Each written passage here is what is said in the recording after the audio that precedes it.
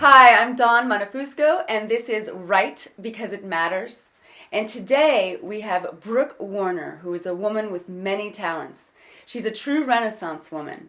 She's an author and a nationally acclaimed writing coach and publishing coach. She works with authors looking to build their platforms and get a better understanding of the complicated world of publishing. Most recently, she is the founder and publisher at She Writes Press. So I want to say thank you, Brooke, for coming today onto the virtual world. So I'm going to jump right in. What inspired you to get involved in the world of publishing? I started in publishing early on in my career. So really my first job was in publishing, and I got involved on the editorial side. And so I spent 12 years in traditional publishing. So I had that foundation before I founded She Writes Press and before I decided to strike out and have a coaching practice. So the coaching practice actually came first, and the deal was that I was working at Seal Press, where I was an executive editor at the time.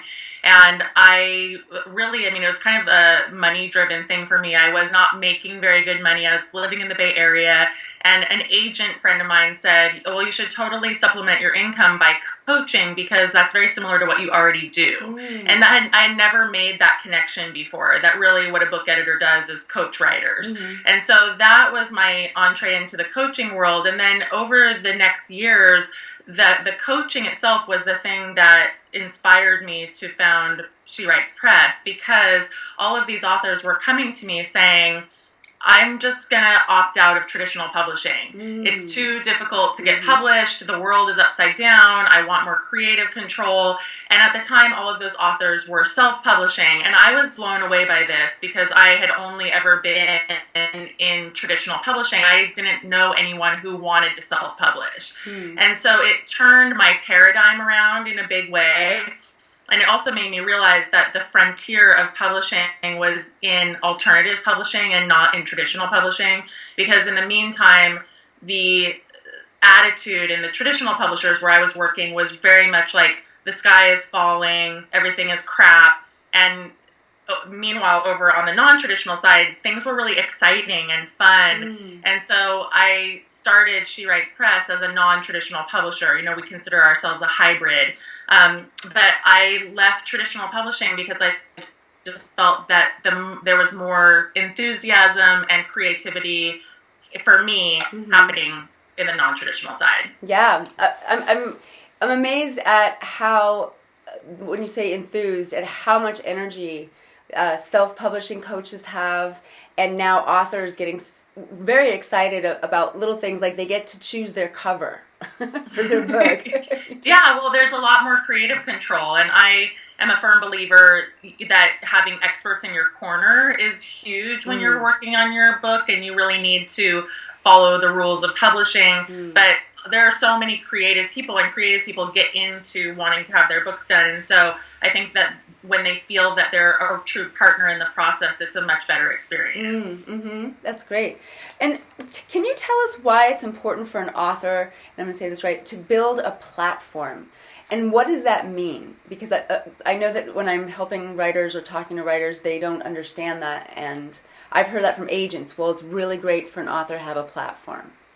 Yeah, and it's an interesting thing because when I started in publishing, that word didn't even exist. No one talked about platform even in early 2000s. Wow. It must have come up, somewhere around 2005 on, that all of a sudden this had to do with author brand, and the word itself makes sense, right? It's like you have a platform, you're above the crowd, you have something to speak about, and people want to listen. And from the publishing vantage point, the platform means that you have an audience.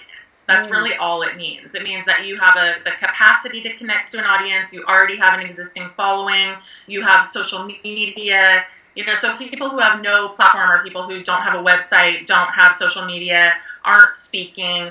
But platform is also bigger than just social media, for instance. There is lots of other ways that you can build a platform, like in your connections. If you have a connection to someone with a big name, for instance, that could be part of your platform. Or if you have a very deep expertise, like if you're a previously published author, or if you're doing the kind of thing that you're doing, you're hosting a show or doing a podcast, all of those things have to do with building author platforms. So I like to talk about it as a mosaic. Oh, nice.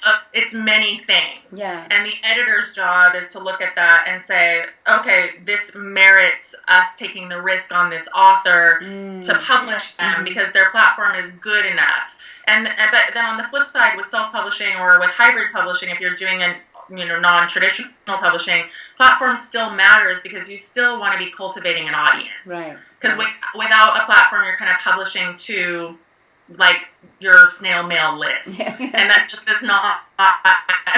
It's not going to have the same impact. Gotcha. Also, I recall on a book that I was pitching, they said that if there was a particular scientist that maybe would write my foreword, for instance, and they said, well, if you can get him to write your foreword, we'll totally consider it, and I actually sort of fudged it because he's a friend of mine. I didn't know if he was going to write my foreword, but I thought, oh wow, and then as it turns out, that might be something I do, but now I'm telling people, wow, there's another way to get exposure in terms of who appears on the book, if it's, forward by whatever. Exactly. Wow. Yeah, and those kinds of things. I mean, if you had a very famous person, that could be the thing that is the tipping point. Gotcha. That's interesting. Okay, cool.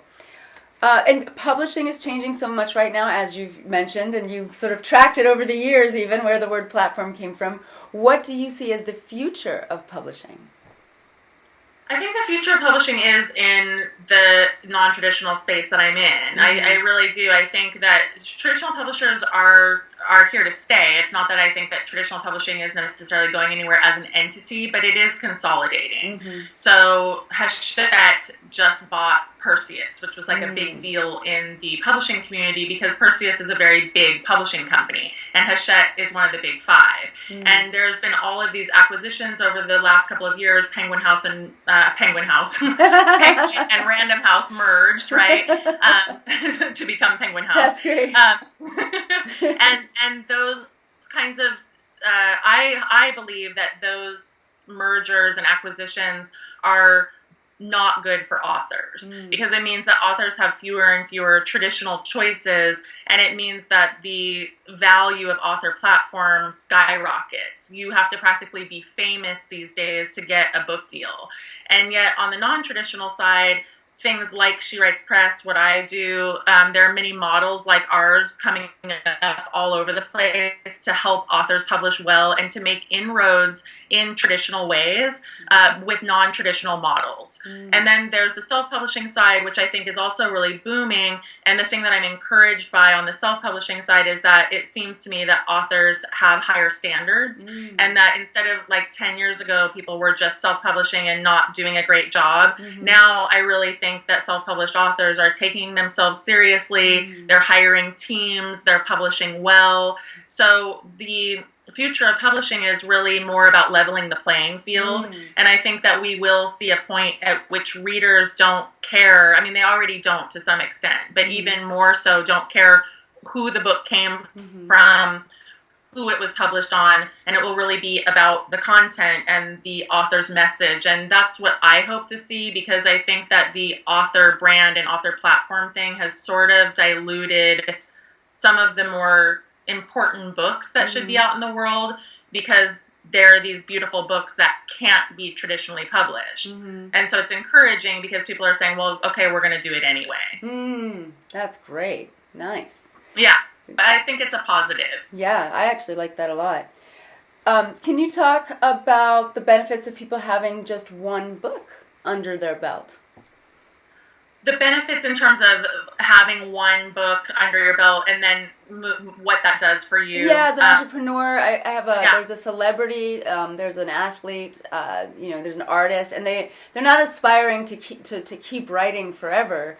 Maybe later, over time they could see another book, but it seems that having one book under your belt, even if you're not an entrepreneur, a C-level executive, for instance, gets laid off, and one loses their identity, the other has written a book about their expertise in something, and they still have that identity.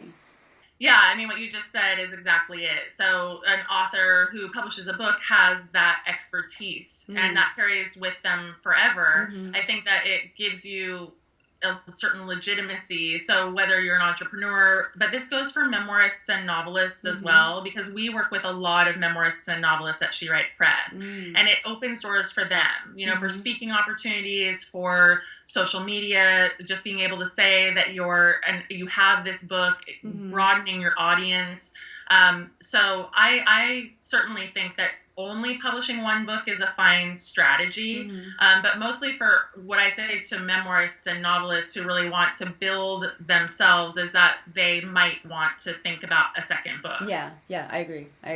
I found it interesting on some memoir, you know, memoir is not autobiography, memoir is like a slice of their life, and some of these business owners have these fascinating slices of their lives, and then they write one and they want to continue to the next slice. So yeah, I agree that it's fun. I mean, it's just fun. Well, and it goes the same way for, you know, someone who's published a memoir or a novel, that maybe they have something at the core of that memoir or novel that drew them to write it in the first place, that they actually have an area of expertise on, and they could do a nonfiction book. So I think feeling that freedom to explore and to try different things on is definitely also a way to build off their platform and build a name for yourself. You know, with 7.5 billion people in the world and counting, one of the reasons I wanted to do this summit is because it does matter. Writing does matter still, and I think with self-publishing, and when I say matter, I mean, you know, people will say, well, who's going to read my book? Or I can't get published, or, you know, there's so many books out there. But there's always room for another personal story, and we want to hear it if it's, I mean, done well. I absolutely agree. I think that, I mean, there are many people who are avid readers also. And I think the expectations that authors come to publishing with sometimes need to be modified. There are many people, you know, who say, oh, well, I'm expecting to sell 20,000 copies of my book. But what's important to know is that even 1,000 copies is a really successful effort. And so if you can think of it in that way, to say, okay, well, if I could sell, you know, 800 or 1,000 copies, and that you have that many readers, to me, that's huge. And so I think there's some ways in which authors just need to kind of temper what they think, and that it's not necessarily going to be about bestsellerdom right out the gate. And that, yes, they absolutely, these books do matter, and they do change lives. And bestseller isn't just the New York Times bestseller list anymore. Bestseller could be, you know, how many copies sold on Amazon, or, I mean, what is the term bestseller now? Like, I mean, I think it's gotten diluted, and honestly, like, I often say to people that the bestseller status is maybe not the most important thing anymore. I think that the New York Times bestseller list is still the gold standard. If it matters to people, then there are ways that they can get bestseller accolades for their books. But I think there's so many measures of success, and bestseller lists, you know, if that matters to authors, then they could, you know, try to get that regionally. There are many ways that you could go about it. Got it. Yeah. It was funny. I remember someone said, do you want the Pulitzer Prize or a bestseller? And I said, I'll start with bestseller. And there you go. Take the low-hanging there fruit. You go. So tell us about your book a little bit. I'm curious. First, what inspired you to write your book? And then talk about your publishing experience. Yeah, so I have a new book coming out. It's called Greenlight Your Book. And it's coming out in June. And so basically, I feel that She Writes Press is kind of on a frontier of publishing that not a lot of people understand. And so because of that, and because I spent a lot of time doing author advocacy, I decided to write this book to explain the landscape of publishing as I see it, which includes traditional, it includes hybrid, and it includes self-publishing. And I am agnostic where publishing is concerned. I don't care how people get published. I'm not more of an advocate for hybrid than traditional, or self-publishing over traditional, or any of that. I just think that it depends on the author. It depends on what their motivations are and what they hope to get out of the experience. And some people will have a very positive experience self-publishing, and other people have a negative experience traditionally publishing, and so many factors are involved in that, and vice versa. Some people love their traditional publishers and are tied to them for life, and so I wanted to explain what I'm seeing in the traditional space, which is the fact that any kind of author-subsidized publishing is still stigmatized, in my opinion, is a problem. And so I decided to write Greenlight Your Book to help authors understand why to give themselves permission to do this, how to do it well, how to be successful authors in this space under the current paradigm where people are saying, well, only traditional publishing is legitimate, even though we all see examples that counter that very statement. So it's a lot about describing this space and helping authors have the right language to advocate for themselves in the world and to help their books succeed. Awesome. Thank you. Thanks for writing. Yeah, I feel that it's really important. I think that at the bottom line of it really is being an advocate for authors. Excellent. And it really sounds like, honestly, a writer, author would be doing themselves a disservice if they didn't hire someone like you, because you're the expert, and it alleviates a tremendous amount of stress, of work, of obviously knowledge base. And I think, tell us why we need you, because I already know we do, and I think this interview pretty much shows that. But letting go of a little bit of control seems like it would be a really big benefit to an author. I think it's a benefit and a relief in the sense that if you want to hire people who understand the book publishing industry and what makes a book sell. So even on your cover design or your interior design, trying to figure that out yourself or doing it in a templated way is not the same as bringing on a design team that really understands the mechanics and also that can do a beautiful artistic job. I mean, there are many ways to do the in-between. Lots of our authors, for instance, bring us artwork that they want on their cover, and if we feel that it will make a good cover, then we'll use that, but we do the typography. So there's just various things like that. I think you need a team no matter what, and it could be like a single solution, like She Writes Press, where you're like, okay, well, I'm just going to publish on this press, or it could be a team of people where you hire your own editor, you hire a designer, but very few people have the skill set to do all of it, and I never advocate for authors to use their niece who, took an editing class. Or, people, it's amazing how often that kind of thing comes up. Well, my neighbor is just a really good editor. That doesn't mean that they studied Chicago Manual of Style. Right, yeah. So all of those things, I think there just needs to be this level of professionalism and taking our books seriously like we would other things. Like, I know people who spend more on their website than they spend on their books. Wow. And proudly, right? They're like, they're happy to spend, $3,000 on a website, but then they want to spend no more than $100 to have their book cover design. And that just doesn't really make sense to me, because the book is going to be out in the world longer. Your website will have a facelift and your book will still be out there. Right, exactly. So for all those reasons, hiring a team of people who knows what they're doing, and obviously it gives you a leg up. In terms of time, I've talked about this before. It shouldn't take more than 3 to 6 months, I believe, to actually write the book. People hem and haw. They're so emotionally involved in the task that they're not in the task. Is what I think is more writer's block. It's not actually writer's block. I call it thinker's block.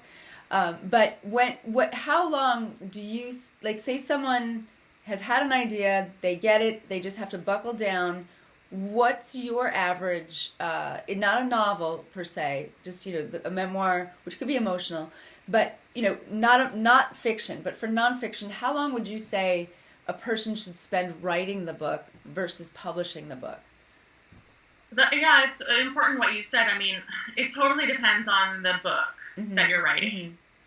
And I'm frozen, are you? Sorry. Oh, no, I'm not frozen. Okay. Sorry. It's Should okay. we restart? Okay. Yeah, we're good. You're good. Okay. So I'll start over.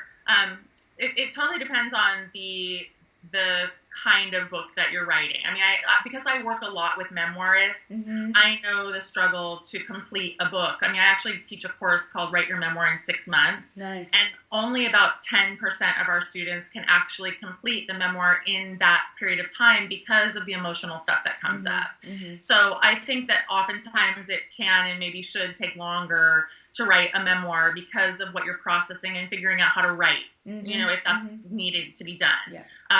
For a nonfiction, very prescriptive book, like you said, if you have your outline Right. and really buckle down, I do think that you could do it in 3 to 6 months, but I definitely also think that's fast. Like, I think that would be if you're a full-time writer. Okay. And so many people aren't. Many people are squeezing in their books, you know, amongst everything that they do, including like raising kids and having a full-time job. And so I just see that it could take a little longer than that usually. But on the publishing front, I always say if you're going to shop to a traditional publisher, never to let the traditional houses or an agent have your work for more than 3 to 6 months. If they're not getting back to you, it's not going to happen. Gotcha. And then on the publishing side, I mean, like for us, we need about a year because we operate under traditional paradigm. Mm-hmm. So that's one of the things that is a downside of our model because we have traditional distribution. We need more time. But if you want to self-publish, you could self-publish in a month. Mm-hmm. You know, so a lot of people really, like I have someone right now who wants to get a book out.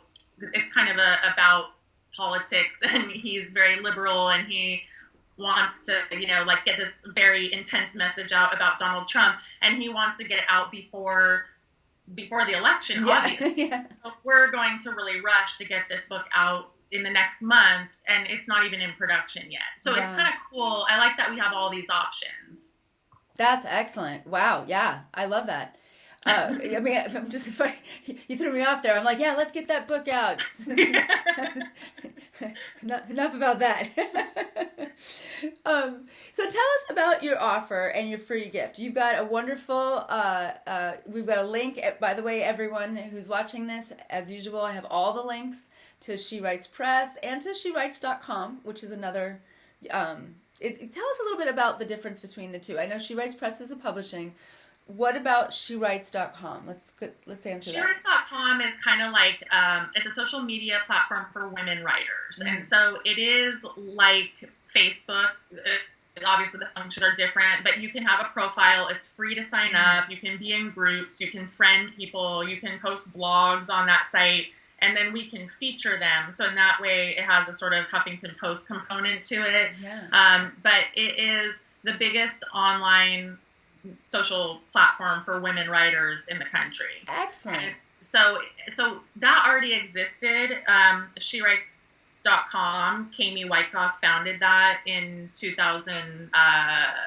And I approached her with the idea for the press. And I said, look, you have She Writes. I want to leave traditional publishing. Why don't we do this thing? So then we founded the press together in 2011.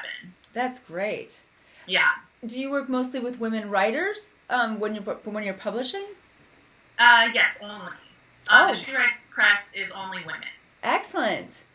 And what's the need for that? I mean, how male dominating or dominant? Let me say that again. Cut.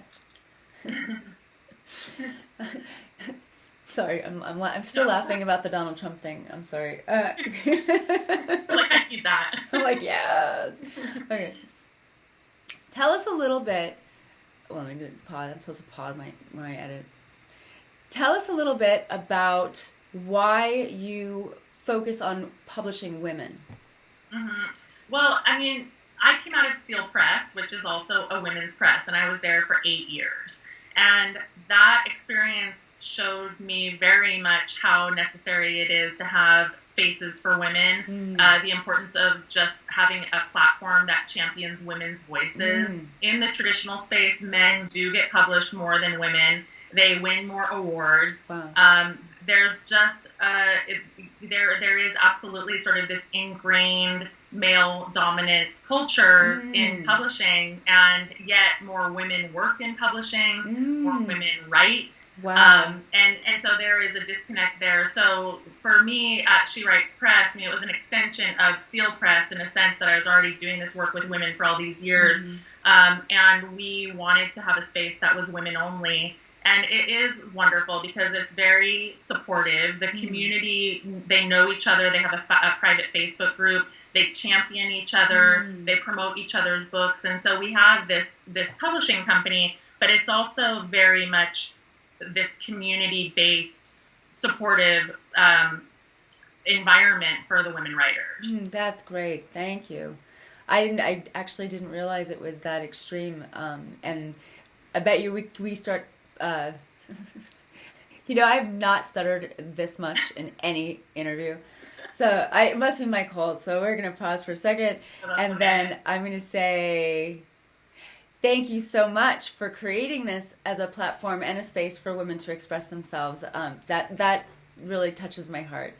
And you also have a free gift that I was mentioning before. Tell us about it. Yeah, so the offer is, and the URL is there, it's just at my site /greenlight, just to give away a chapter of my book. So all the things we've been talking about today, I do think that my book has this unique take on the industry. So for people who are like, what is going on right now in the world of publishing, this chapter is kind of what is going on, what's the state of publishing right now. So it's a little bit of an overview. It's chapter 1, and I think that people can just dive in and get their toes wet and see what they think. That's fantastic. Well, you're obviously very passionate about what you do, and I'm sure the book is fantastic. I mean, I've been interviewing so many people now. I'm catching up on all the reading, and I do appreciate that you've put that out there for all of us to. Thank you. Yeah. Thank you for the opportunity. I appreciate it. Yeah, this has been fun.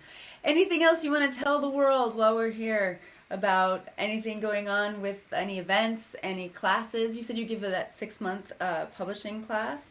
The class is a memoir class, and I'd love for anyone who is interested in memoir to check out writeyourmemoirin6months.com. We teach a lot of classes, including best-selling books. We teach people how to write by studying best-selling books. We have a long course. So I do have a lot of different things going on in my life. I have She Writes Press, I have my coaching, and then I have these memoir classes. And but the thing that I want to put out to people is just to keep writing. I mean, it's so valuable. And what we said about one book, it's awesome if you have this legacy book that you want to get out in the world.